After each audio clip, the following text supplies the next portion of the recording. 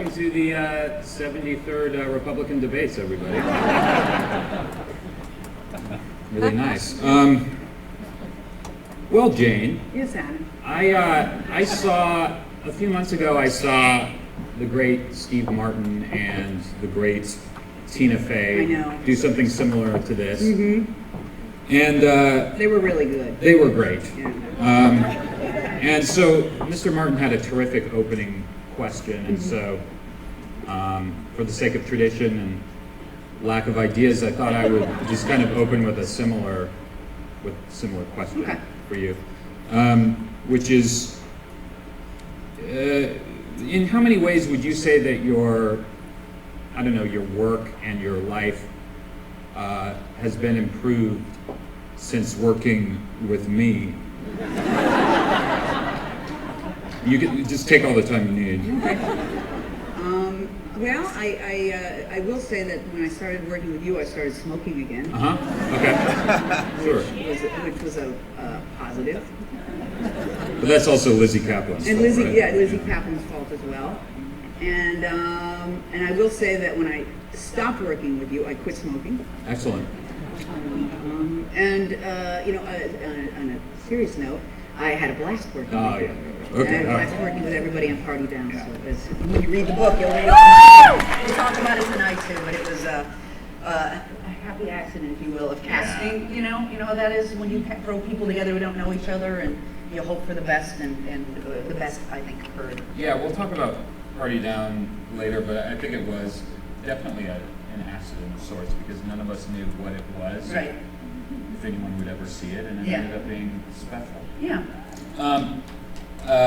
So I thought I would just kind of start at the beginning and sort of talk about your family a little bit.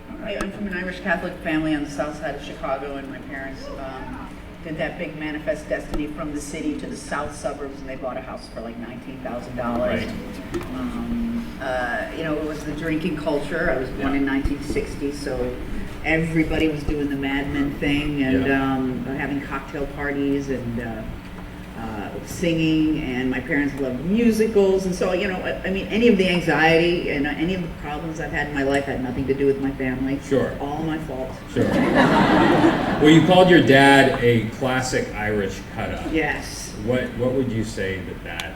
Well, for my dad, he was very much into the soft shoe, and he had his own language. And what I love is that my daughter now uses a lot of his stuff, and my dad's been dead for 7-8 years. She's never met him, and he had his own phrases, like his own little songs, like "I got things to do, places to go, people to see," and he wore putter pants. He wore blue pants that were elasticized, and he wore them on Wednesdays when he was off from the bank, and he went to Double D for his Kefidikis, that's Dunkin' Donuts, for his coffee.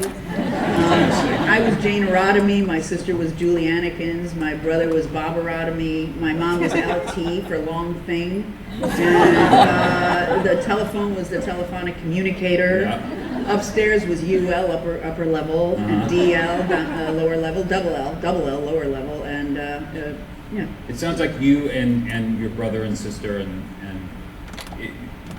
you always wanted to crack your dad up. Yes. You were gaining traction. Yes. You could make him laugh. One of the things that I learned in my family, which has just kept me in good stead, is being the butt of the joke is actually a badge of honor. We would find the weakness in each other, and we would go after it, and no one laughed harder than the person being ripped apart. Right. Actually, I was actually thinking, like, your brother and your sister, Julie and Bob, and then your mom and your dad. Like, I was thinking about it as like the four of them are almost like four quadrants of your comedy persona now. In a way. Does it sound like I was stoned when I was thinking about it? Just because, like your mom, I even thought like your mom, maybe there's you borrowed a little of your mom for Constance in Absolutely. Her synapses do not fire like the rest of the world. Everything's a little slower. Sure. So my mom's constant expression throughout my life and continuing, it's even worse in old age, is this.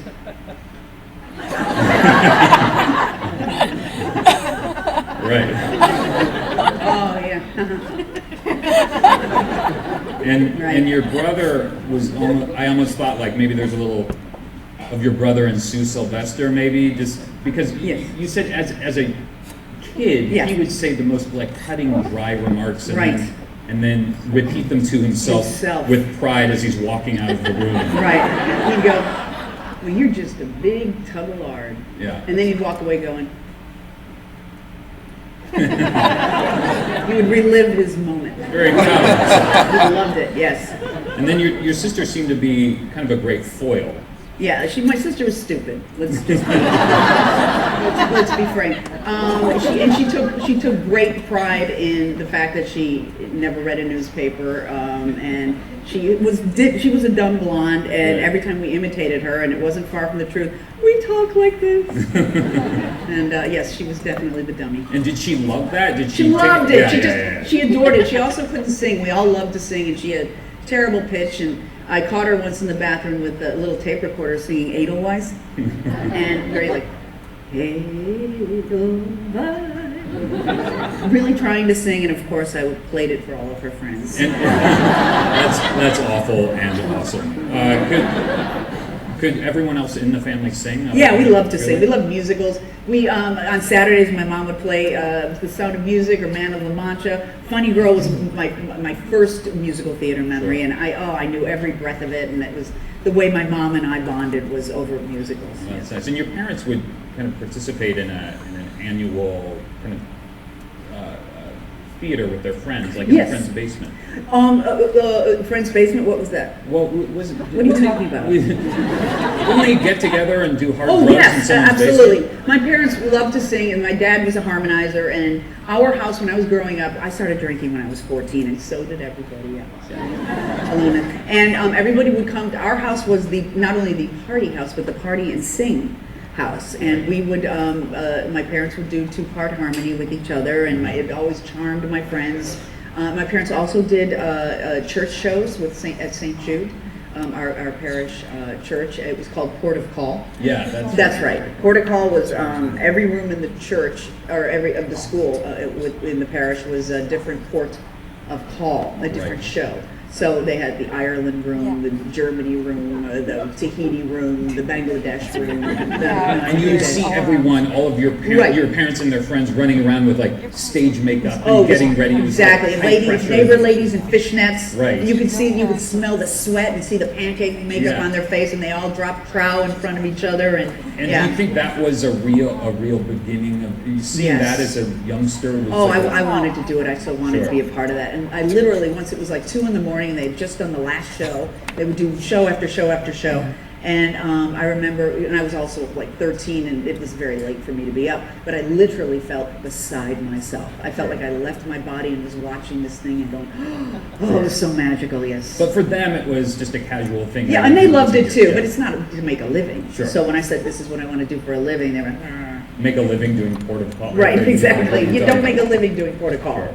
Exactly. But you were kind of bitten by the showbiz bug very early. Very early. I think you even said, and I'm quoting, like any good closeted young lesbian of the 70s, I developed a raging crush on Ron Howard. Correct. Are there gay women out here tonight? When you were a kid, before you're out, there's always I call them, Laura came up with the term, you have a gay boyfriend. It doesn't mean that he's gay, but it's the boyfriend you feel like it's a guy you could possibly be with. Now, Ronnie Howard was about the safest choice in the world. I don't think his balls had dropped at that point. And he was very apple pie and boyish, and he wasn't the kind of guy who would be aggressive or sexual with you. Right. And so he was very safe. And I loved him. I had a huge crush on him. I had a huge crush on that whole world of Happy Days, the 1950s, and the Together family and going to the malt shop, that whole sort of thing. Very safe, not sexual at all. But in fact, you heard he and Anson Williams on a radio show, and they offered you some advice. Yes. I think Anson Williams gave you some terrible advice. He told a 12-year-old girl to go down to the Screen Actors Guild in Chicago and get a list of agents and start writing them. And what's his name? Ronnie Howard said, stay in school and do plays, and when you graduate from college, decide if this is what you want to do. But I did go downtown. Sure. And I did go to the Screen Actors Guild. Of course. I did get the list of agents, right. and I wrote them. And I was sitting at my dining room table, and my mom came up to me and she said, what are you doing? I said, I'm writing agents. I'm going to be an actress. And she said, honey, you're not going to be an actress. And from the depths of my soul, I cried. And she was shocked. She was like, oh, I'm sorry. But what did she say? She said, not everybody gets what they want. And now she looks back on it and she goes, I know, that was terrible. But it's true. People don't get what they want. It's actually pretty good. It's pretty good advice. Oh, she crushed my dream. Yeah, I'm sure. She crushed my dream. And but I did get an answer. I got Universal Studios sent me a letter.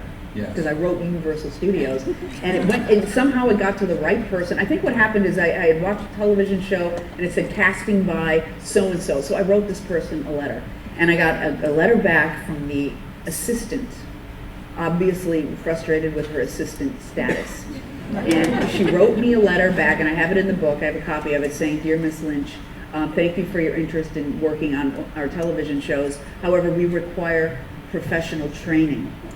For actors. All of our actors are professionals, and now I'm in television, and I know that's not true. Yeah. Now I know that. And instead of crushing me, it actually emboldened me because it was on Universal letterhead. Yeah, you were really just excited about this letter. Yeah, I was thrilled. I put it in my scrapbook, and it was terrible. It was one thing after another about why I'm not good enough. And I didn't read that in it at all. I was like, oh my gosh, they wrote me back. And they got my name wrong too. They called me Jamie, and it was like, Jamie, I think I'll keep it. You actually wrote that, like, I did. This sounds good. Maybe I'll go by Jamie. Yeah, right. That's my new name now, Jane Lynch. I like how your scrapbook was kind of, I think you say it was like a tribute to mediocrity. Like, Absolutely. All my report cards, D's. Yeah. And C's and D's. It wasn't really you weren't really a part of an academic family. No, no one really cared. My parents barely glanced at our report cards. My dad would sign it with a flourish and say, that and a quarter will get you a cup of coffee. But he never looked at it. And I'm putting them in my scrapbook, and I've got like C's and D's, a 5th place ribbon for a swimming competition, a citizenship award, which is the award you give the kids who don't get awards. And you're like making fun of yourself in your scrapbook. Aren't you kind of acknowledging that it's... Yes, yeah. I got a letter from Mr. Gerson, my math teacher, saying, Jane has been behaving better and focused, more focused lately. And then I wrote, I hope this continues. And then I wrote, it didn't, haha. That's great. It's all in the book. So Jane, back to Anson Williams. Yes, Anson Williams. Pivotal character in my story. He wrote you. This is I found this so funny because he wrote you back. Right. He wrote you a letter, a pretty long letter, detailing that he needed you to write Paramount Studios and say, I want to hear Anson Williams sing more. Right. Do you remember Anson Williams? He was like this. Yeah, and I didn't like his singing, so I didn't do it. Yeah, so in the middle of wanting so badly to be in show business and idolizing anyone and freaking out about the universal letterhead, you kind of just blew off Anson Williams. I blew off Anson Williams. Yeah. Which, as I wrote in my scrapbook, pretty good Foxy. Yeah, that's right. Ronnie Howard was Foxy. That's right. But after all of that, you finally got a lead role in a play at school. I did, as a freshman in high school. The Ugly Duckling, yes. I wanted to be an actor so badly, and I tried out for this play when I got into high school, and it was a one-act version of The Princess and the Pea, called The Ugly Duckling, and beginning the tradition in my life of playing roles that were originally written for men, I was cast as the king.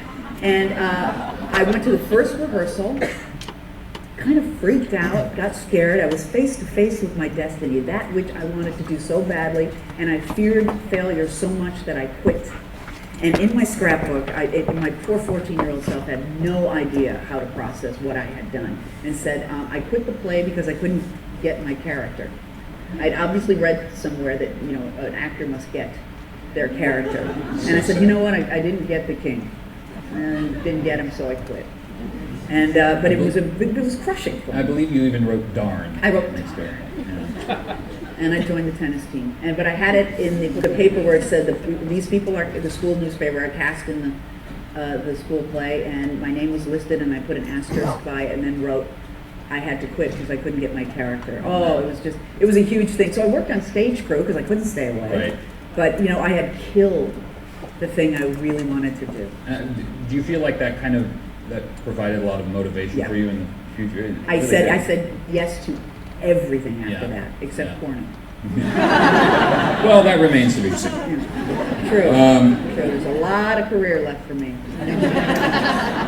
So it was in high school, I guess, that you had your first big role in a play in Godspell. Right. That really, where you really kind of cemented your love for this thing. Oh yes, and I remember when our theater class did Godspell, and we did it for the school, and then we did one performance for our family, and in the auditorium. It was such a big deal. We all were so high on this thing, and the day of the play that we were going to perform, I started losing my balance. Like my equilibrium went off, and I started to smell this pungent, like sour smell, and I realized it was coming from me. And later I realized it was pure, unadulterated fear that I was experiencing, and I would come to smell that several times in my life. And it's that combination of anticipation and excitement and fear, and it makes you stink. Yeah. Have you ever been around somebody who's having a panic attack? You smell it first. Yeah, I don't think so. I think I just think that people always stink. Yeah, people stink. So then you went off to college, and you sort of immediately jumped into theater there as well, didn't you? Right. I started out as a mass communications major because my mother said that's basically theater adjacent.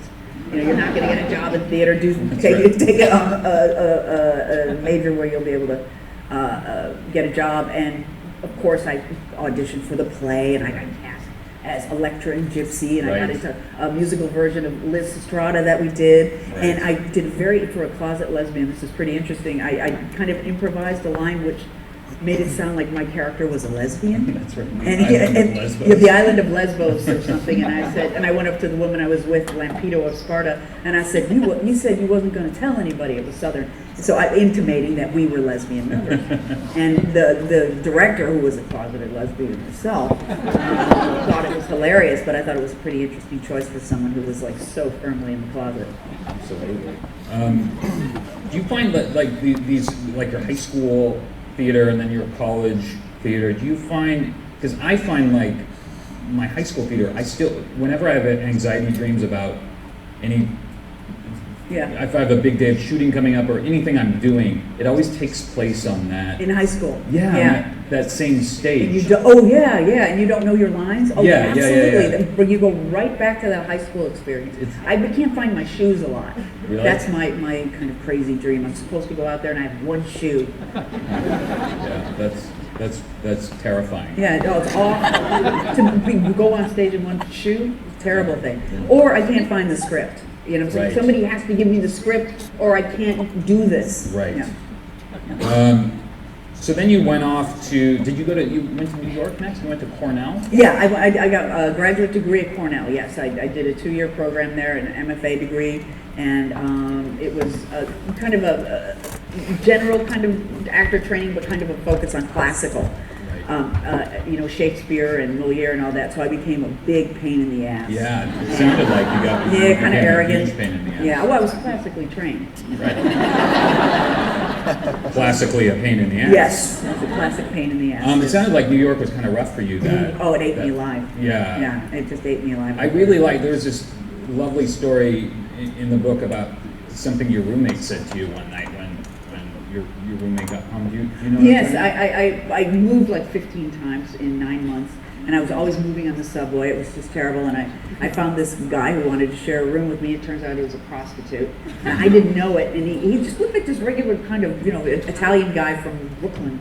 And he came home and he woke me up. He was so excited. He said, "I just got $400 for a blowjob," and I went, "Wow, that's more than I make in 1 week." I didn't want to seem like a podunk, small town girl from Dalton who had to think twice to go, "Blowjob, what's a blowjob?" I think whoever was paying that $400 got a great deal. In your experience, paying for blowjobs. $400, yeah, not bad. Not bad. So then you got your first real legitimate job, which was with a real Shakespeare company. Yeah, right? it was. We got paid. We went to schools. That's how we did it. It was called the Chicago Shakespeare Company. Of course, I knew far more than any of Absolutely. they did. And by the time I announced to the cast that I was moving on, that they had disappointed me for the last time, basically they said, don't let the door hit you in the ass on the way out. Yeah, so were you aware that you were unpleasant to be around? Yeah, and I couldn't stop myself. Yeah. It was psychology 101. It was my own inner. I had so many secrets. I was gay. I was didn't feel entitled to the air that I breathed. I mean, just lots of insecurity, and just I acted like an asshole, and all how I felt about myself, I projected onto everybody else, and I was just really not worth the effort. So it was kind of a nice lesson for you when you announced that you were leaving and no one really argued with you. It was kind of probably a terrible feeling, but probably a good lesson. I just want to announce to everyone that tonight will be my last performance with this company. And then I sat down and continued putting on my makeup, and everybody went, continued putting on makeup. That's awful. God. But then, was it after that you found Second City? Yeah, that was after the accident. I thought I was supposed to be a classical actress or in some kind of legitimate theater. I was knocking on all these doors that were slamming doors in my face, and the one audition that I got was for the touring company at Second City. And I didn't think I did particularly well at the audition. I know I had fun and it felt goofy and loose, but I'm a person who likes rules. Yeah. And improv is the creative equivalent of jumping off a cliff. Yeah. And it's very scary. It is. It's scary. There are no rules. And so for a girl that's always grabbing it, how do we do this? How does this get done? Where's the script? That's why I have that dream of that. Yes. Is that it's all about how does this work? Right. And you got to kind of be freeform and listen and be present. And it turns out not only was it best for my skill set, but it was great for me as evolving as a person. Yeah. Just to let some shit go. Yeah, sure. And just be right there in the moment. Yeah. And you got to go on the road with this. I went to St. Louis like 18 times. I mean, there you go. It's all worth it. You get to go to St. Louis a bunch of times. But that must have been fun traveling around in a van. Because I always thought that's the closest that actors can get to being in a band. Yes. It's like driving around and. Yeah, you get really close, and I was always the one person though that had to share a hotel room alone, and everybody was like, "Oh, you're so lucky," and I didn't feel lucky at all. I wanted to be close with people, and I just didn't know how to do it. You just kept everyone. Yeah, and if you were to ask these people today what they thought of me, they would say, "Oh, you kept to yourself, and you seemed fine with your own company," and I was just like begging someone to say, "Hey, let's bunk up together." Sure. And this kind of goes back to you saying that you were, in a way, kind of born with angst. Yeah. You always had this kind of fire burning in you. Yes. That you weren't able to kind of pin down in place for Exactly. many years. Yeah, I felt very uncomfortable in my own body and in my own skin, and I doubted, my own instincts. I didn't think I had any of the tools to navigate my own life. I really wanted someone to swoop down and say, "Jane, this is how it works." Right. I wanted someone to hand me the keys to the kingdom, if you will. Sure. Tell me how you do this life thing. And, of course, I call the book Happy Accidents because what's right in front of me is always the most important thing to focus on. I always wanted to be there or there and hang out with those cool kids, and, I had to hang out with these kids instead. And as it turns out, where I am is always the best place to be by virtue of the fact that that's where I am. Yeah, absolutely. Yeah, and I think my life takes care of me that way. Yeah. And so when you found the Brady Bunch right in front of you, did you know that was I went, oh my thing? God, this is great, because did you all watch the Brady Bunch growing up and want to be in that family? Not a lot of people my age here. But that was, my obsession as a kid was I would dream about being in that family. Yeah. And I had a good family and everything, but I loved how the kids could pitch a fit and then they'd storm up to their bedroom and hear a gentle, "You want to talk?" Yeah. And I would storm up to my bedroom and my parents would be like, "Where's Jane?" Yeah, right. Yeah, because you said the dirty little secret. The reason the show really struck a chord, you were saying that the dirty little secret between you guys and the audience is that everyone wished that was their family. Right. And so it's so funny to watch it kind of played out, how ridiculous. Right. And I remember the first time the lights went up on us. We were doing it at the Annoyance Theater in Chicago. We took the scripts from television and we, typed them up, and we barely rehearsed. We were drunk the whole time. Yeah. But the first time, the place was just packed, and there were people lined up all around Clark Street to get in. And we were like, oh my God. Yeah. We were nervous, going, God, I hope this is good. And the lights came up, and we're in our ridiculous outfits with these horrible wigs that had like maggots running out of them.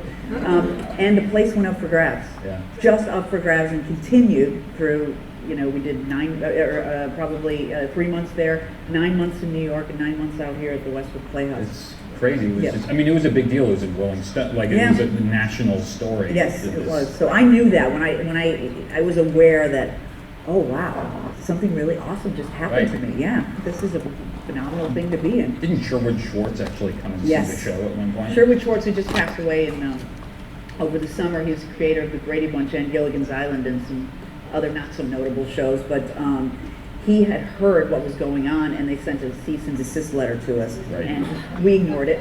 But he was very interested in it, and he flew out to Chicago without telling anybody, and he's probably in his mid-70s at this point, and he shows up at the theater on a Wednesday night, and he walks in, and everybody recognizes him, and they fall to their knees, and they're doing this, we are not worthy, we are not worthy. He started to cry, and he watched the episode. It was the Johnny Bravo episode, and people were screaming out the lines, and he said, I feel like a rock star. He said, you kids do this show, That's great. It was really great. He gave us permission, carte blanche, to use the scripts. That's great. But it was around that time, I think around the Brady Bunch time, that you kind of poured your last drink down the sink and decided to stop. Yeah, I was drinking a lot, but everybody around me was, so it was very hard to gauge. I don't know why they were feeling fine about it, and I was feeling just awful about it. I was having debilitating hangovers that would knock me out for days, and unremembered vomit in the bathroom. Yeah, I was going to say orphaned vomit. Yes, exactly. Where did this come from? Orphaned vomit. And I think everybody else was too, but it bothered me. It really bothered me. And I had this consciousness knocking on my consciousness door, this kind of revelation that finally led to me, pouring. I drink Miller Lite too. I mean, it's the most. The tall boys, right? Tall boys, baby. I wasn't fooling around with the Miller Lite. I didn't drink wine. I didn't drink scotch. I didn't do any drugs. I was just drinking Miller Lite, but too much. Yeah. And but I went out on a glass of wine. I poured a glass of wine, and I was talking to my friend Chris, who is in the book, who's my best friend, gay boyfriend, who actually was gay, and he had been sober for about 4 years, and I poured the glass, down the sink, and I said, that was my last drink, and he said, good for you, and we didn't talk about it anymore, and it was my last. And that was it. Yeah. That's really That great. was it. Yep. So when I started going to AA, it wasn't like it was over, like, oh, I stopped drinking. Right. To AA, and then you continued with AA for years and years, Yes. and then you kind of felt secure about it and let that go as well. I did. Great. Yeah. I just need to diverge for a minute here. You want to talk about you for a little while? I would love to just kind of get going on me. Sure. Okay. No, I'd be remiss if I didn't mention just a little bit of controversy brewing with your book. Yeah. There are a lot of people that have been saying that there are portions of your book that have been, I don't want to say plagiarized. Go ahead and say it, plagiarized. That's what they're saying. From Jane Fonda's latest book that's called Prime Time, the latest Jane Fonda book. And I have to say, after perusing Jane Fonda's book, I did find a few similarities, just kind of the timeline of your lives. Okay. You both protested Vietnam vehemently. That's true. You both fought tooth and nail for women's rights. Absolutely. You both fucked Ted Turner. I did. So I just thought, if you don't mind, I found a passage in her book that I found interesting that I would just like you to read. I highlighted it. There are so many different kinds of vibrators. Almost any good pharmacy sells the long white plug-in vibrator called the Magic Wand, made by Hitachi, with two intensities, high and low. Then there's the Rabbit, a vibrator that became famous when it was featured in an episode of Sex and the City. It is so named because a little rabbit resides at the end of a rotating and vibrating shaft with about 5 inches of penetration. The ears of the rabbit vibrate against the clitoris, or do you say clitoris, while the shaft is whirling around and stimulating the erogenous places in the vagina. Why are you coming to me?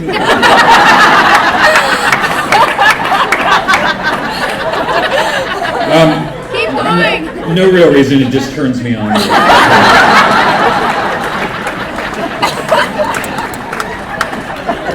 Thank you for reading it.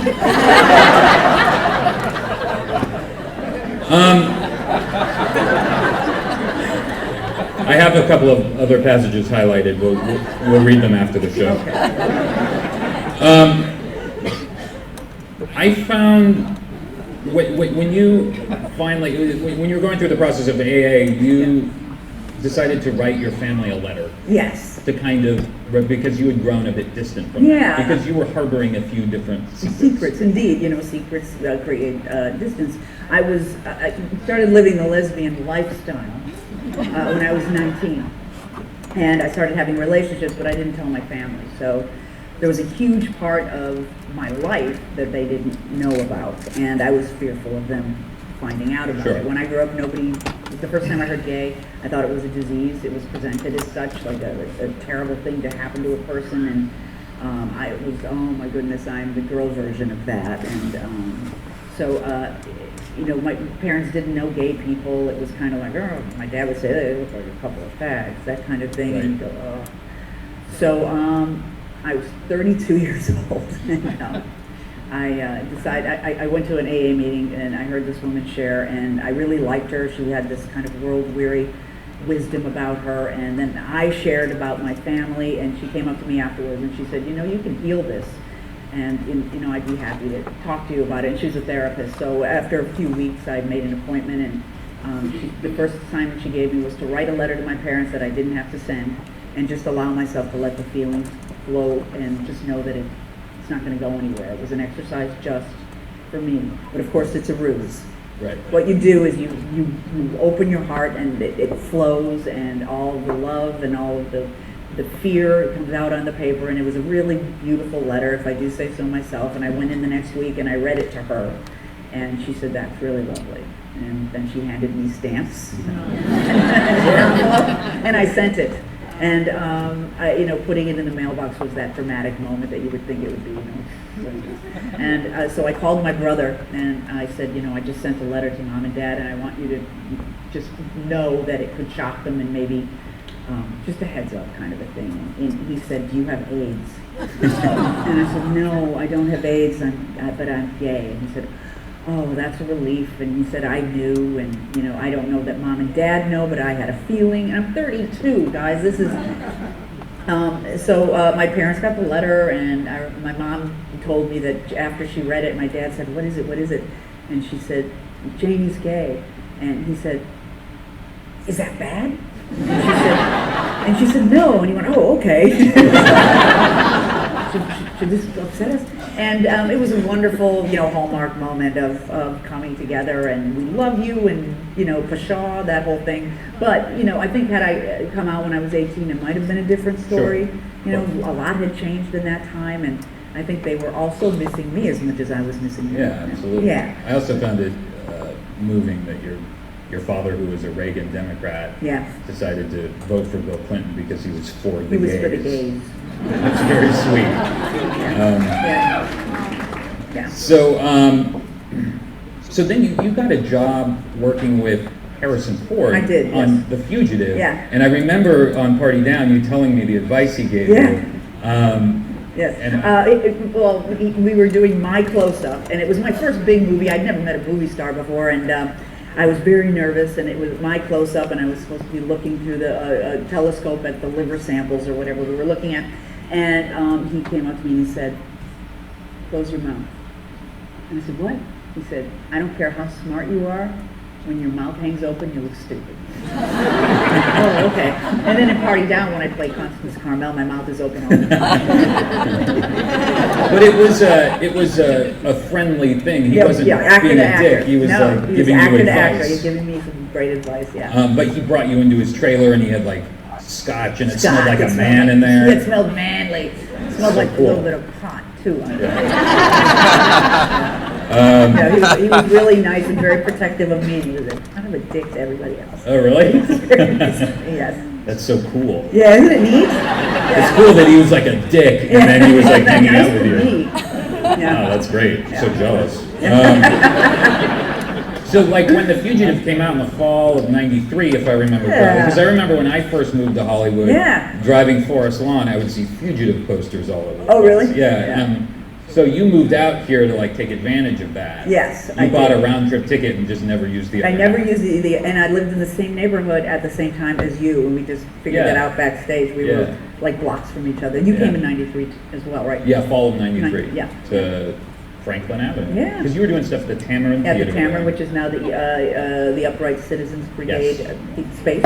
Yes. Yeah, and we would do sketch comedy there. A bunch of my friends from Chicago, and that's funny that you were there and you didn't know. Bill Farrell was there, and Chris Kattan. I never once went to the Tamarind Theater, and I lived seconds from it. I was just an idiot. Yeah, well, you were over at the Celebrity Center. I was studying my brain. Yes, e-metering yourself. And it was kind of during this period that you would like do anything. This is something that I had in common with you.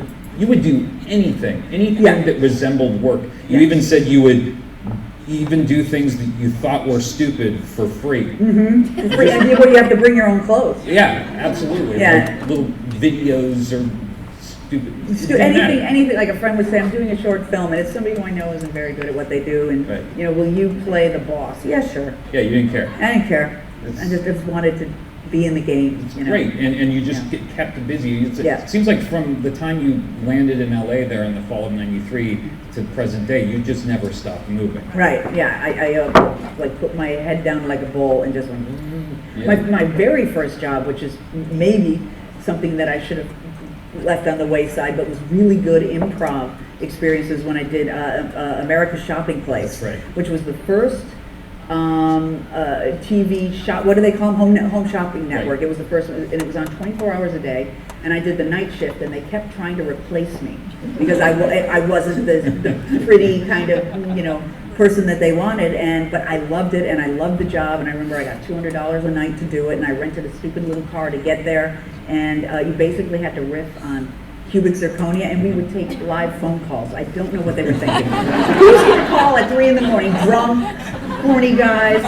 Were you? I loved it. I couldn't get enough of it. Actually on the air auditioning your replacement? Yes, they kept trying to replace me, and they had me. They would audition them on the air with me. But you didn't care. And I had to show them the ropes. They would say, Jane, show her how this works, and I was like, she's going to replace me, and I thought maybe they would give me kudos for being real nice and agreeable, and sure, I'll show her how it works, and everybody was always terrible at it. I was very good at it. I was good on my feet. I wasn't necessarily the face they wanted, but I loved it. I loved riffing about electronic flea collars, and that was great. So it seems like after you were here for a little while in Los Angeles, a real turning point for you was kind of taking your life and really turning it into using what was kind of in you to create Angry Lady. And I bet you probably relate to this too. I mean, you probably have a moment where, because your work is always so honest and so good, and I'm not just blowing smoke up here, but where you realize that it's not out here, that every character, everything you play, if it's going to be honest and truthful, it has to come from within you somewhere. So you have to find those things in you. If you're playing a murderer, you have to find some reason that you would murder, and you just go in there, and it doesn't mean you have to live the rest of your life leading with that, but it lives in you. And it started when I began therapy, and I'm a rule follower, and I'm one of those people that believes that if you follow the rules, you should get what you want. And it always pissed me off and frustrated me that I wasn't getting what I wanted, and I was doing all the right things. I was following the rules. And I was riding my bike and someone passed me on the right, which is dangerous and you can get hurt. And I was telling my therapist about it, and she just started laughing at me. And she said, you have to take that voice that you're using right now where you're coming from right now, that righteousness and that frustration, and write a monologue for a character.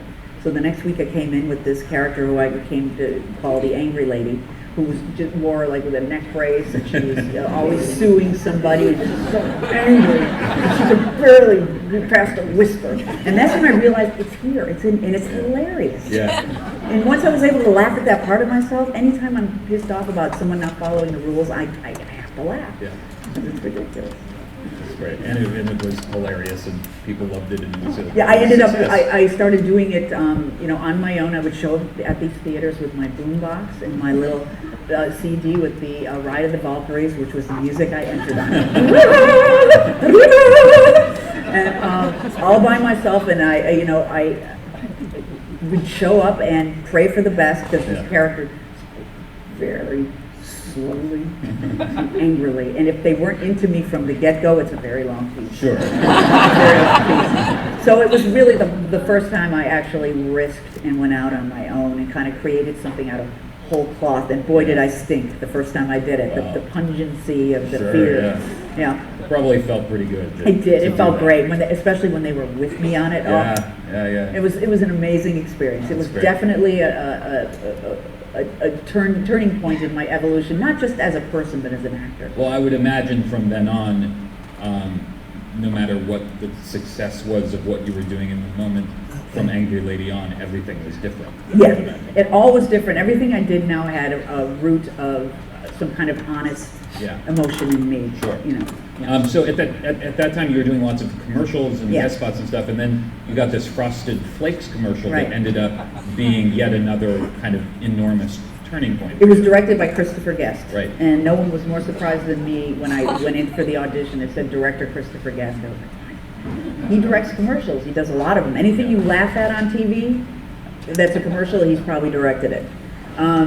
So he cast me in that commercial, and at lunch, he came up to me and he said, I do movies. And I was like, yeah, I know. And I was a huge fan of Guffman and the Spinal Tap, and I loved, when I saw Guffman, I thought, that's how I want to work. Yeah. That's what I want to be, in a big group of people where you're making it up as you go along, and you're with really talented people, and they're all weird. Everybody's weird. Yeah. All the characters are weird and very real, and have some. They're all striving to be something they're not. And I just love that. And I said, yeah, I know you do movies. He said, well, maybe we'll work together sometime. So. Fast forward about 3 or 4 months, I was having breakfast at the newsroom in Beverly Hills, and he walked in to get a muffin or something, and we caught eyes, and he said, I had forgotten about you. And I said, thank you. He said, I'm working on a movie. Come to my office later today, and I have something I want to pitch you. He wanted to pitch me something. All right. And as I'm driving away, I'm going, oh, thank God I went to the newsroom. What if I went to Earth Cafe? What if I didn't eat breakfast at all? Right, because you went there by accident. It wasn't like your place. Right, no, I didn't go there a lot. No. And I decided I wanted that pancake, and I wanted to put milk in my coffee because I'd just been treated for my milk allergy by this woo-woo doctor. And I wanted to see if it worked, and there's Chris Guest.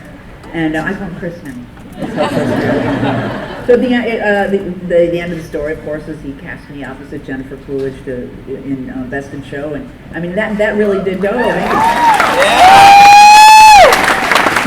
where I went from kind of. I'm sure you have your moment too, where you went from being this guy who kind of showed up in audition rooms where people went, oh, interesting, to that's that guy. Right. Yeah, right. that's. I have not. You haven't. I was actually being kind. Yeah. Not true. So I guess it was around that time also you did the show Oh Sister, My Sister, which was really, again, from whole cloth, something you created. Something out of nothing, and with the Soloway sisters? Yeah, Jill and Faith Soloway, who also created the Real Life Brady Bunch, and Jill and Faith were both my writers on the Emmys too, so we've got a great history together. Did they write the Entourage joke? They did. They wrote the Entourage. Yeah. Great joke. Yeah, and we had Dana Gould too. Do you know Dana? Yeah, he's amazing. He's just my god. He's the greatest. But anyway, so I took all these monologues. Remember, I said that I was showing up at like cabarets with people like Taylor Negron and Kathy Griffin, and Nora Dunn, all these people who are, just my idols, who kind of just stand up and do their thing by themselves. I was like among them now. And I was showing up with, like I said, my little boombox, and then I started doing this character called the South Side Lady, which is my mom and my Aunt Marge, who has just been widowed and going on her first date since her husband died, and all the guilt and so I had all these characters that had like these kind of these poignancies going on, and not just Waka Waka that I was doing earlier. And so I decided that I was going to put them all in one show, and the one-person show was like was in fashion. Everybody was doing them, and I was like, oh, here I am doing one. Right. But I did it anyway. I did everything myself down to making the programs. And, I mean, Jill directed it though. Jill helped me write the program, which was hilarious.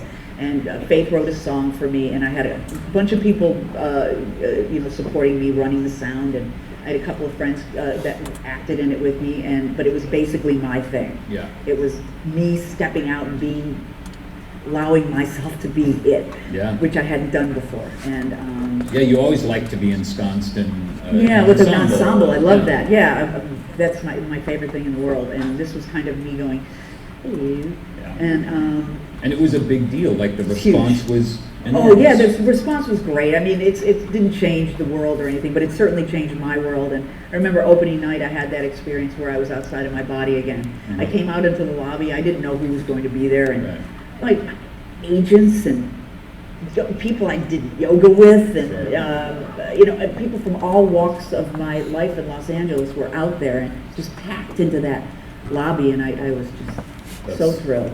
It was great. It was really one of those things where you get on a freight train and you hope for the best. Yeah. And it best happens. So that and like Best in Show and all of that in that little period of time, it's been very exciting. It was supercharged. Yeah. It was supercharged. I was like 39 years old, and I think I had a moment where I was walking up Fryman Canyon before all this happened, where I was like, I think I'm done. Yeah. I don't know that it's gonna happen for me. I mean, I love doing what I'm doing, but maybe I don't need to be here in Los Angeles anymore. Maybe I need to cut my losses. And I got to the top of the hill, and a friend who's also an actress, Eliza Coyle, said, you can't quit. We both have to stick this out. I've had this moment before too, but we both have to do it. So by the time I got to the bottom of Fryman, I was back in the game. But, I think we're all glad. Yeah, we all have those moments, Can you tell us, your first day on Best in Show, you said you just went by to kind of watch how everyone worked. Right. You weren't shooting yet. It was like the day before you started. Right. But you overheard Catherine O'Hara and Eugene Levy having a conversation. Yeah, in the makeup trailer. I hadn't met them yet, and of course I knew of them, and I was a huge fan. And they were sitting, and you'll know this is so a comedy actor's plight. They're sitting in the makeup table, kind of looking at each other, and Eugene says, what are you going to do? And she says, I don't know. I have no idea.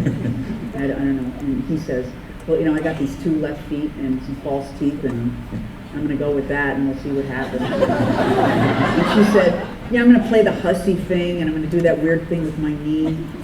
But, I don't know what I'm going to do. And, of course, they went out and just killed it. Just amazing. Knock it out of the park. But it's almost that self-deprecating thing we have to do in order to...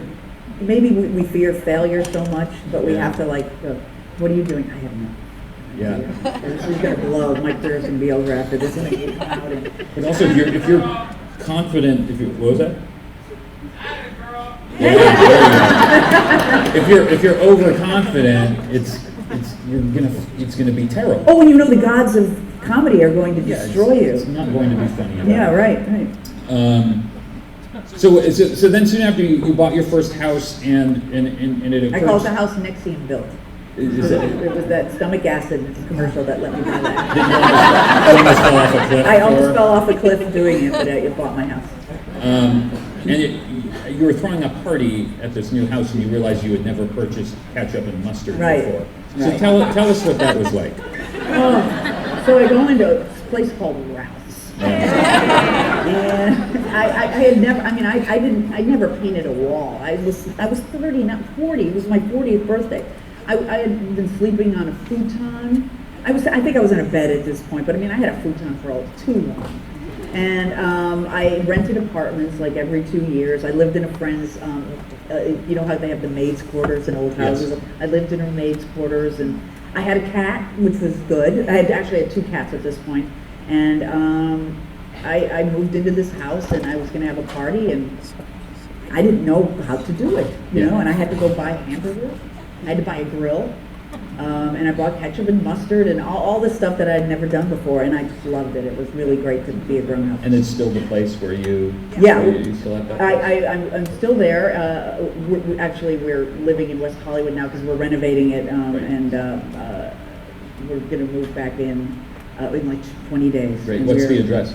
Am I getting a signal over there for 10 minutes? Let's talk about Party Down. Yeah, I also wanted to touch on Glee just a little bit. Sure. Like, did you know when you started that I mean, you of course saw potential in it, but did you have any idea that it would be this a phenomenon? Yeah. No, I didn't know it would be a phenomenon, but I did know. I know how much choir meant to me, and I know how much music means to kids. Yeah. I knew that if the show did get on the air, it would be a rabid following. I figured it would be like there would be a I just did not know it would be this huge. Yeah. I mean, it's insane. Yeah, and I think it's when Ryan Murphy takes it so seriously, it's really setting an example for a lot of kids. It's kind of a refuge for them, and he examines things like bullying and not just being gay, but just being different. And this is a place where, and this is why I love ensemble stuff. Is the New Directions in the Glee Club is where everybody comes to be themselves, feel protected, and feel like they're in a place where they're with their people. And I think we're all in high school in that regard. We're always looking for our people. I do remember that when you came back to do season 2 of Party Down, you had left in February of 2009 to do Glee, and then you came back in November of 2009 to do the guest spot in the second season. And in that span of time, you had left us being, people knew you and stuff, but somewhat anonymous out there. And then by the time you came back, people were dressing as you for Halloween, and you were like this national.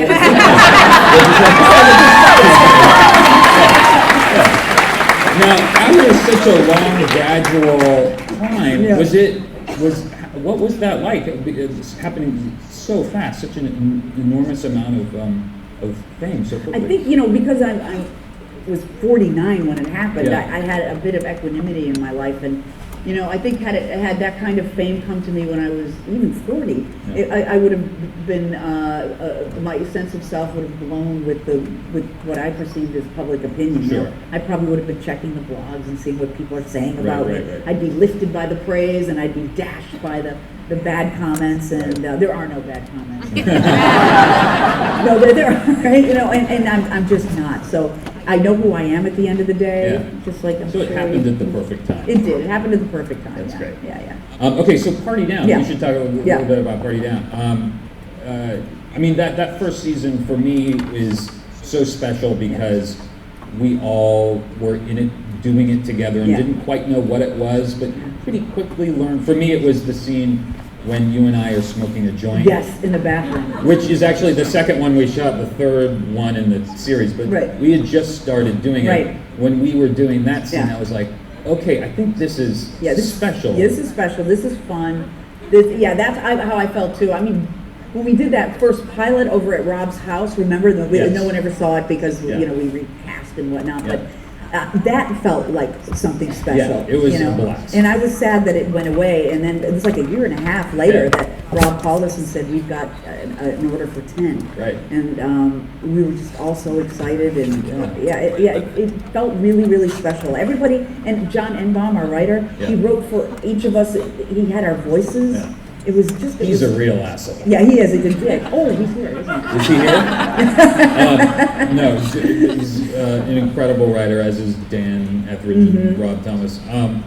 But there was a great lesson in it for me. I don't know about you, but the fact that it was this tiny little show, we were kind of working in a bubble, and it was going to be on Starz. None of us even had Starz, so we didn't know. Like, the stakes were fairly low because if it was terrible, it didn't matter. Fine, it didn't matter because no one would see it. If it was great, well, it didn't matter because no one would really see it. So we were just kind of doing doing what we wanted to do, and we were just trying to be funny. And so it was kind of a good lesson that just do what feels good. Yeah. You know, and Yeah.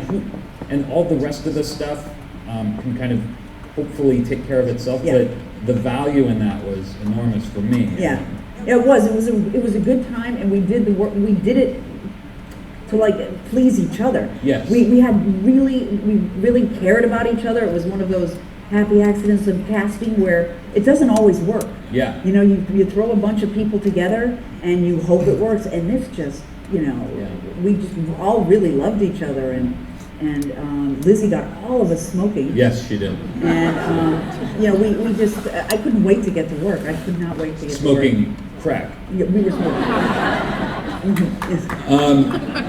I also have to mention briefly that it's in the book when your last night, it was the end of the episode, Ricky Sargoesh, we got a stripper for Jane to say goodbye. Yes. But what you don't know is the entire week leading up to that night, yes, it was Ken Marino's idea, and initially he threw the idea out there and we all just went, it's a great idea, let's get Jane a stripper to say goodbye. And immediately Ken said, no, we can't do it, that's a terrible idea. I was kind of joking, awful, we can't do this, you guys. So all week we were like, what's your problem? This is a great idea. Nothing, you know, it's always funny. So all week he was following us around, just like, don't do it, don't do it. It's going to be terrible. It's going to make Jane feel awful and all this stuff. And it became a real bone of contention, Ken versus the rest of the cast. And so by the time the stripper actually arrived and started dancing for you, it was awful and really awkward. Yeah. And Ryan had to come and like rescue me. me. He whispered it in my ear. He said, "You don't have to do this." Yeah. And Ken was going, "Yeah, baby, that's what I'm talking about." So Ken couldn't have been more self-righteous about being correct about this. And so it was to my great pleasure that you had written in the book that it was his idea. Yes, that's what I had thought. I thought it was good. But you wrote us such a lovely goodbye email at the end of Party Down. Would you mind? Oh, I'd love to read it. Yeah. Okay. It was a great. That was just the best experience. And I mean, I was moving on to Glee, and it was a win-win. But I had never had so much fun working with other people before. So I sent this email to everybody. I am basking in the afterglow of a wonderful finale after a perfect 8 weeks. I'm home nursing a near beer, and the shame from the lap dance is almost gone. My mind swims with memories and laughs created by all of you wonderful, talented, wild, and weird people. I had a blast, to put it simply. I don't think I've ever laughed so heartily or felt such deep affection for my coworkers. I picture us all dining at Pache in the Canyon at an outside table, laughing and smoking. We're enjoying good food, good drink, and you're all impressed with how the staff kisses my ass because I go there all the time. Let's commit to do this soon, and we didn't do it. No. If not a Monday in the next few weeks, let's nail something down after Party Down wraps. I'm a lucky gal. My joy and bliss was so complete after this evening that I fully expected to be killed in a car crash on the way home. Enjoy each other and remember how special and unique is our merry band of players. Jane. It was so very sweet, and I just 2 days ago found that email in my inbox and found what my reply all was, and I didn't say, thank you, Jane, this is a lovely email, thank you for, it was so fun working with you. My reply was simply, the stripper was Ken's idea. So let me take this opportunity to say, thank you, it was lovely. Yeah, thank you. What was that? Oh, thank you. Thank you, man in the dark. Can you please tell her? Thank you. Thank you, Jane. Hello. Thank you. Hi. Are you a drunk man coming off from backstage? Yes, I am. Okay. And we just want to say thank you so much to Jane Lynch for being a part of our event, of our feature, of our wonderfulness, and for helping us create good news. Thank you, Jane Lynch. You're welcome. You are wonderful. Thank you. Thank you.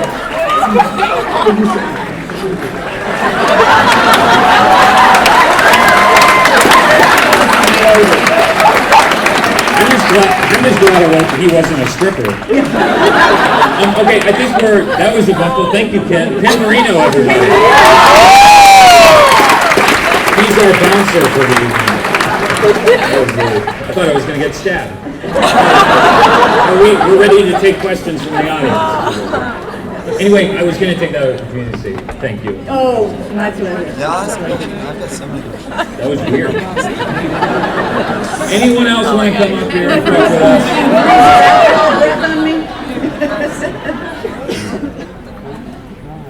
How are you going to do this? Wait, right here? Hi. Right here. Hey. Jane, you're fabulous, and I hope you host the Emmys again next year. And I love Glee. My question is for Adam, if that's okay. Yeah, it's fine. I loved you on HBO's Tell Me You Love Me, but anything you can share about being on Eastbound and Down working with Danny McBride? Yeah, it's really fun. It's very loose. You know, they obviously, as you could probably tell watching it, they improvise a lot. And I'm going to go do a final one in a few weeks because they have their third season is going to be their last season. I know. Yeah, so I'm going to go. I'm devastated. You what? I'm devastated. You're devastated. Yeah, me too. It's a great show. So I'm going to go do one more, and I don't know what I'm doing on it, but I know that I'm sure it'll be fun. They've written some funny stuff. I'm excited to go. Hey, I love you guys to death. You guys are incredible. My friend who couldn't come here tonight, he wanted me to ask you a question because both of us are in the screenwriting program at USC, and we wanted to know what makes you guys, what attracts you to a script? Like, how do you know that something's going to be good? What makes it pop off the page for you? Sometimes it's who's doing it, and I will look past any script. Like if I know you're going to be in it, I'll be like, oh, I'm on board. But oh gosh, I guess if you really hear a voice and you know, and I laugh out loud. Yeah, I don't think there's any way to really know if it's going to be any good. I mean, everything is kind of a toss-up. But yeah, I guess you're right. Like, depending on the people involved. And who, yeah. Which it's kind of why you know, and I talk about this in the book too. Why relationships are so important, and cultivating your relationships with people you like to work with, and you know, there's kind of this unofficial comedy ensemble group that we all know each other now, and you know, if it's any one of those people, so that doesn't really answer a screenwriter's question, I guess. And you kind of hit upon it in the book that the current comedy community is incredibly supportive of one another. Right.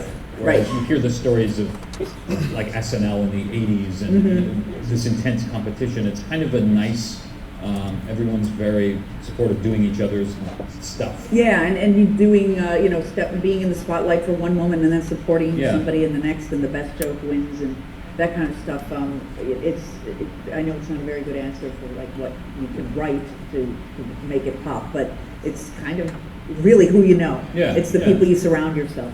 That's true. Where'd you get your shoe? Adam? Me? Oh, really? Fine. Thank you for that, but it's because you like them or you hate them.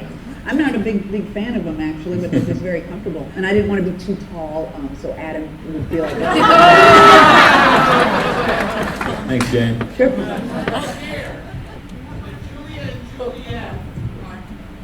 Oh, my God.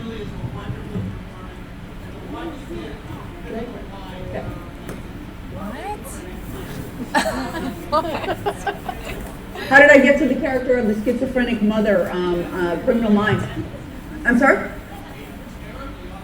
Oh, thank you. You know, do I have schizophrenia? Is that what Jane, are you schizophrenic? Yeah. I asked a friend's sister, who's a psychologist, about schizophrenia, and then, you know, I do the thing that I do with everything I play, is I go inside myself, and I think, you know, I can't really remember exactly the finer points of what I did for that, but I do remember operating from a place of please don't overwhelm me. stimulus was just too much, and that's the reason she receded so much. And I kind of started from that place. And this was a performance on Criminal Minds, yes, where you played a schizophrenic. Yeah. Mm-hmm. How do you think? I'm over here. Okay. I'll stand. How do you think your earlier classical training affected you as a comedic actor? Oh, that's good. It could have just killed it. You know, I mean, the taking yourself so damn seriously. But you know, the thing about classical work that I love so much is that it's, you know, especially the language is Shakespeare especially is written in a meter. And, you know, I love me some rules, and I love the how-tos. And I think that, you know, they say that great pianists who can riff and do jazz and blues and improvise, they really have to know the scales first. Right. So I think doing the classical stuff really helped me learn the technique. Yeah. And I was probably not as inspired in those days. And there is a way to do classical work in an inspired way, but I don't think I was one of those people doing it. But I think it did help me have kind of the technique so that I could jump off from there and trust it and be free and not focus too much on it. Hi Jane, I'm a big fan of yours. You started two of my favorite shows, The L Word and Glee. So if those two shows had to battle it out, which one would be more gay? They're both pretty damn gay.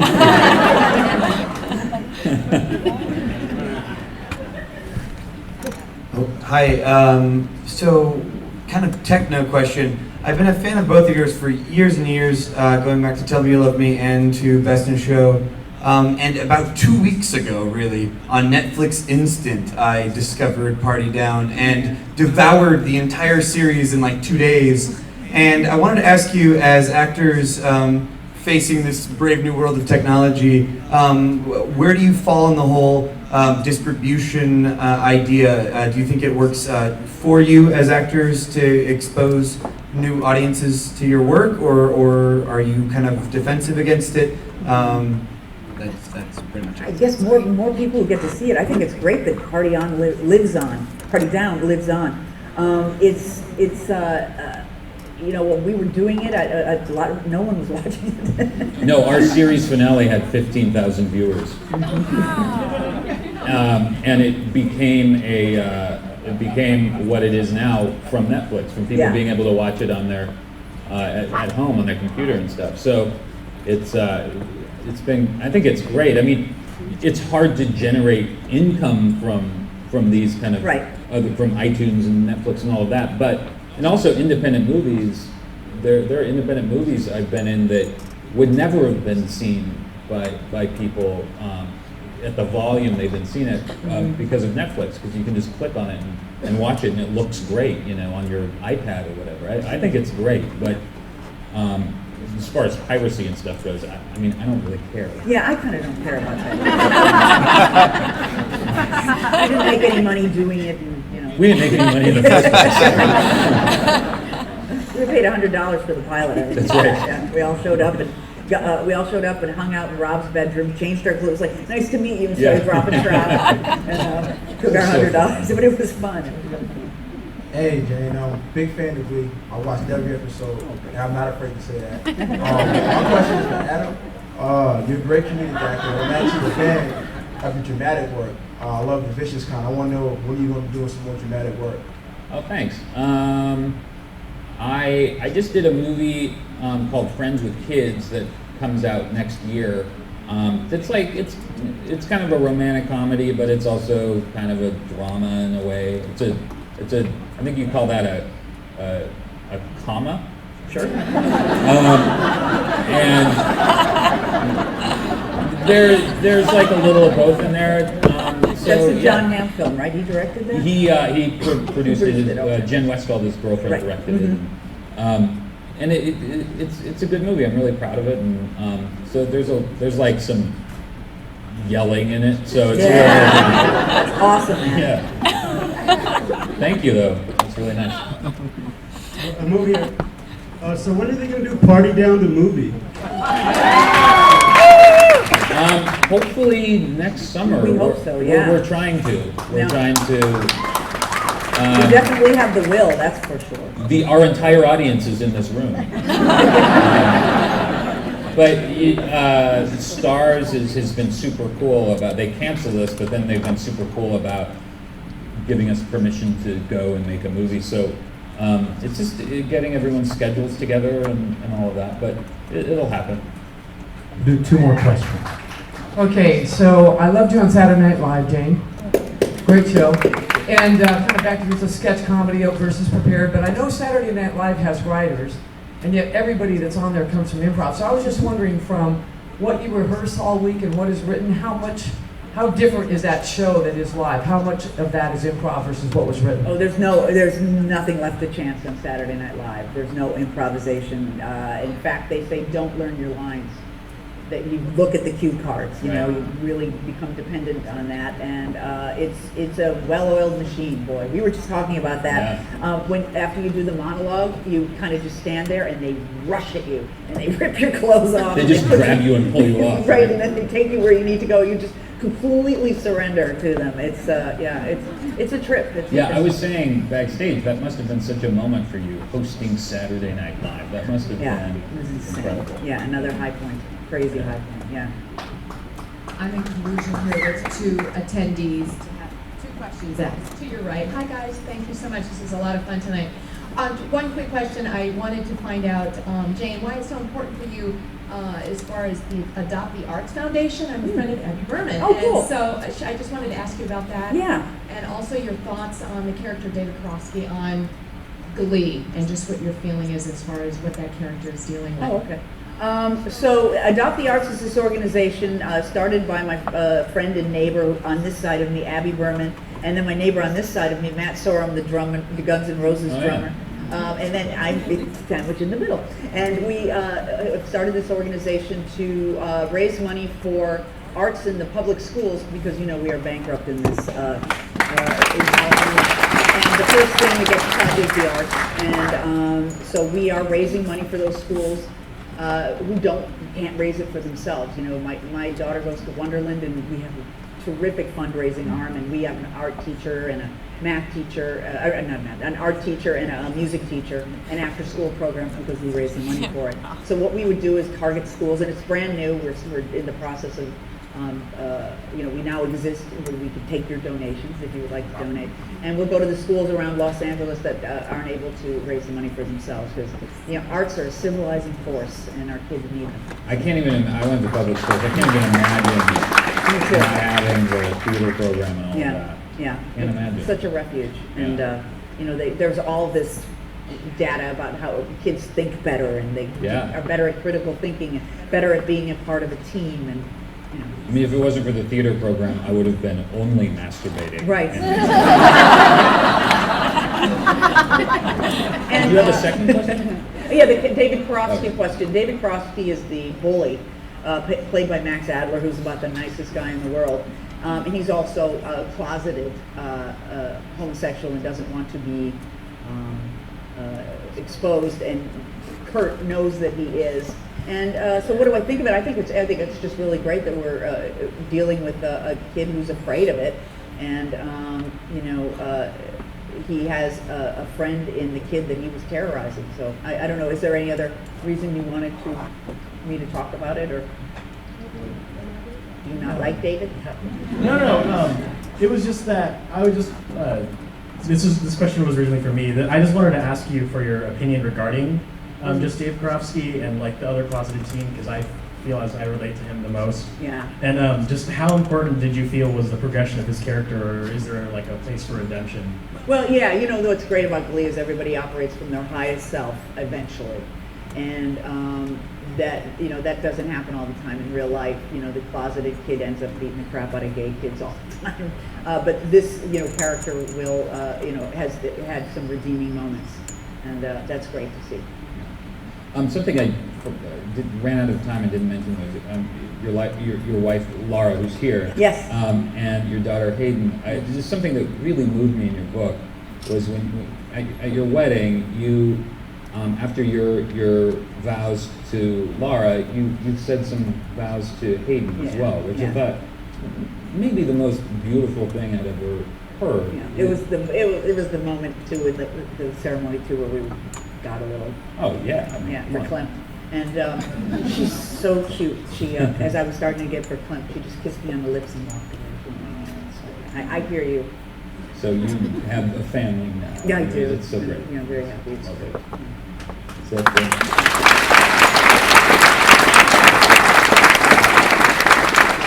I just have, sorry, I'm a little late.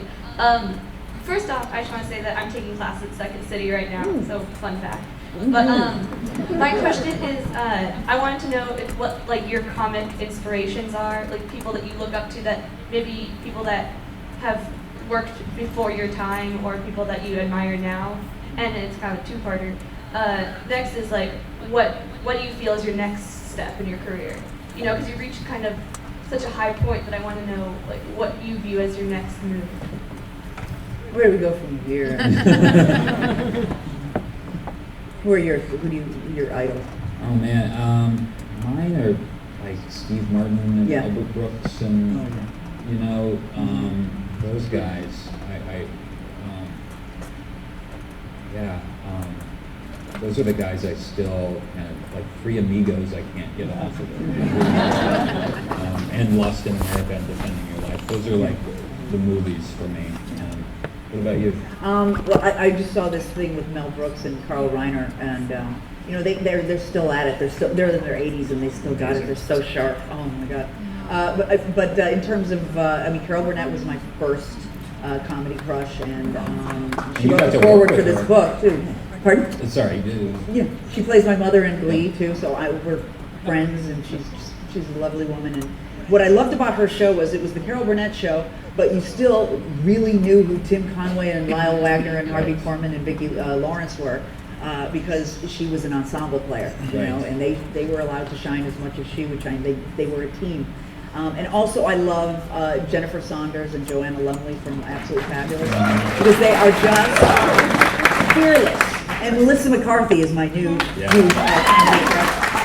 Amy Poehler, Tina Fey, they're fearless, you know, and what I love about them too, they're about 10 years younger than I am, and they have this entitlement that comes with this. And Laura, my wife, is also 9 years younger than me. There's kind of an entitlement to their space and the air they breathe that kind of we had to kind of inch our way into. When I was at Second City, there were only 2 women in the company and 5 men, and now it's half and half, and they just kind of walk up and go. Like Amy Poehler will not entertain questions about tell me about what's the difference between feminine comedy and male comedy. She won't even talk about it. And Martha Plimpton too. They're like, I'm not going to answer that. Right. I just love that. Yeah, when Poehler gets a question about are women as funny as men, it's over. Yeah. By the way, just to prove that it's a dumb question, Poehler came up with that Jane Fonda bit. The Jane Fonda bit. That was hers.